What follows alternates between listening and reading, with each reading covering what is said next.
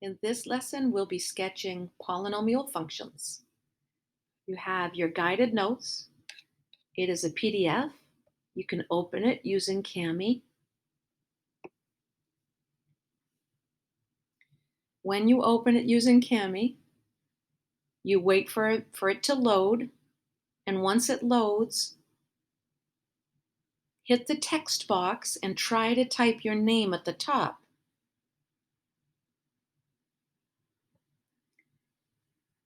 So let me just make this larger, make it easier for you to see. So you go ahead and with your text box, try to type your name there. Now, most likely, you will get a message that says, "You don't own this video. Would you like to make a copy?" And hit yes, make a copy. And then once you make your copy, you can write your name there. And that's going to be your own copy. When it comes time to turning it in to your online classroom, the share button is up here. It says share document, and you're going to copy that and turn it in that way by sharing that link. Okay, but now let's talk about how we sketch these polynomial functions. Well, the information on the left we've been talking about a lot. So we know what we mean by the degree. If I were to multiply these three binomials together, I would end up with a cubic function, right? X times X times X would be X to the third.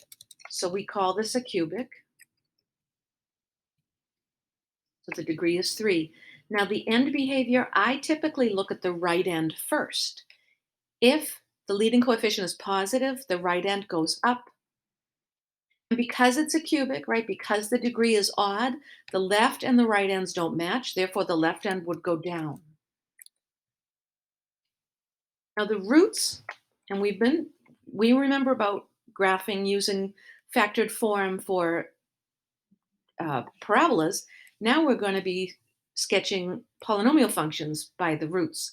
So these roots are the values of x that make y 0.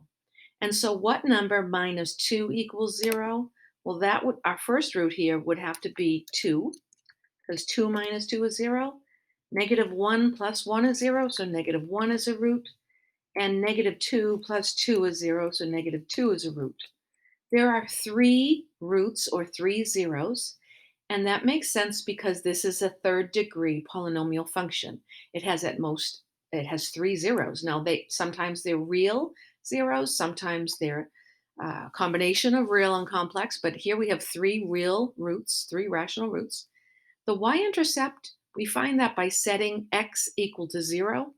So we can say y equals 0 minus 2 times 0 plus 1 times 0 plus 2.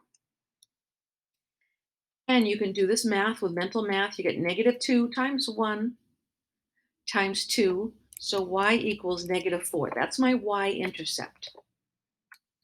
Again, I find that by setting x equal to 0. So now that I have this information, I'm going to use my drawing tool.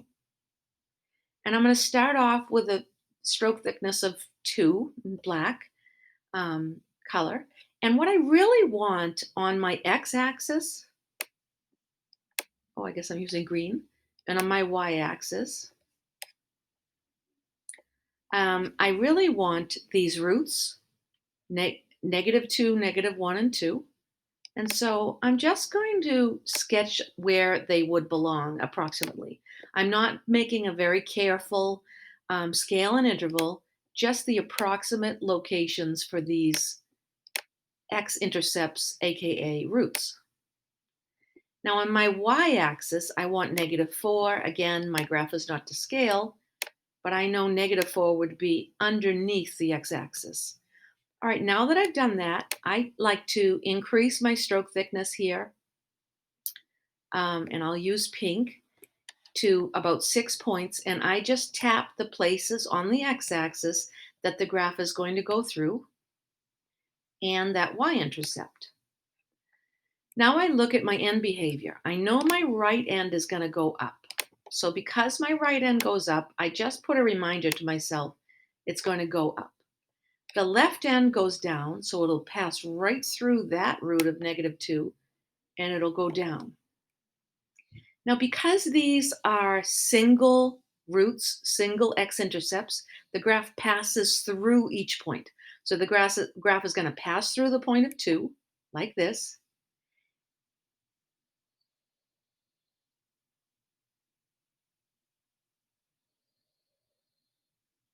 and then it will spin around here, pass through that y-intercept.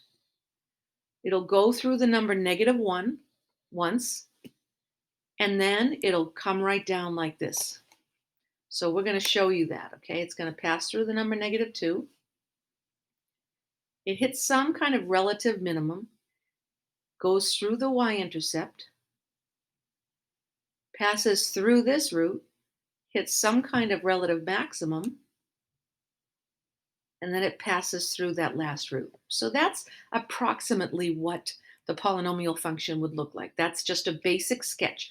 Notice I haven't marked off the actual y value of this relative max and this relative min. Okay, so we're going to do something similar for the next one. Just be aware for the next one, it is still a degree 3, but the end behavior is different because of this leading coefficient of negative. So let's go ahead and write our degree of 3. The right end is going to go down because of that leading coefficient, which is negative. My left end then is going to go up because it's an odd degree function. The roots are 0, right? 0 is one of the x values that make this function 0. 2 is another one, and -3 is the third root. The y-intercept is going to be 0 because remember we find our y-intercept by setting x equal to 0. 0 times anything is 0. All right, so then I go on to my drawing tool and I'm going to sketch this out. And I'm going to, first of all, point out that -3 is somewhere over here. 2 is somewhere over here. And the number 0 itself is another root. Now I'm going to change my stroke thickness, and I'm going to go ahead and tap out where this graph is going to go through. It's going to go through these 3 points. Now, my right end is going to go down. So it'll probably pass right through that root and go down. It'll wiggle around. It'll hit some relative maximum. It'll go through this root. It'll wiggle down and hit some relative minimum and then pass through there. And remember, the left end is going to go up. So now that I've kind of figured out the general path, remember, in between roots, there's going to be some kind of a relative minimum or maximum when these are single roots. Okay, so we did that one. I want to move on to something with the double root, but I'm going to skip number 3. I actually want to move down to number 4. Now, number 4, let's just fill out the information that we know. This is x squared. That's another x squared times x to the first. This is degree 5. This is what we call a quintic function. Quintic. End behavior. The right end is going to go down because of that negative. Therefore, the left end is going to go up because it's an odd degree. My roots are interesting. 0, what value of x makes this piece 0 is 2. But please notice that's a double root. And then -1 is also a double root. And -4 is a single root. The y-intercept, we want to say, what is the y value when x is 0? So I'm going to do -2 squared, which is 4. I'm going to do 1 squared, which is 1, and 4. And so my y-intercept is pretty low there on the y-axis. It's down to -16. And I'm not graphing this to scale. I take my drawing tool and I write my roots of -4, -1, and 2. My y-intercept is quite low, but this is not to scale, so I just mark it off at -16. My right end is going to go down And because it's an odd degree function, the ends don't match. The left end is going to go up. Now I just want to mark out these roots here. And now I want to pay attention to the way this graph would go. So a double root is the number 2. So when I get to 2, instead of passing through, it hits 2 and then comes back around. So there is what we call a bounce here at the root of x equals 2. Then there's going to hit some kind of low point. It's going to go through this y-intercept. And does it go through -1?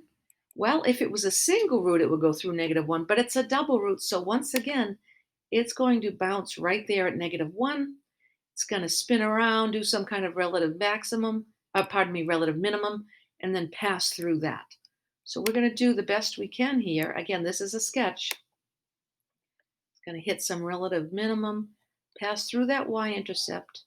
It bounces at -1, hits some kind of a relative minimum, passes through -4, and that's a very rough sketch, which can be checked using Desmos. The most important things is, did your graph have a clear roots at -4, which is a single root, -1 double root, and +2? And is your y-intercept shown? All right.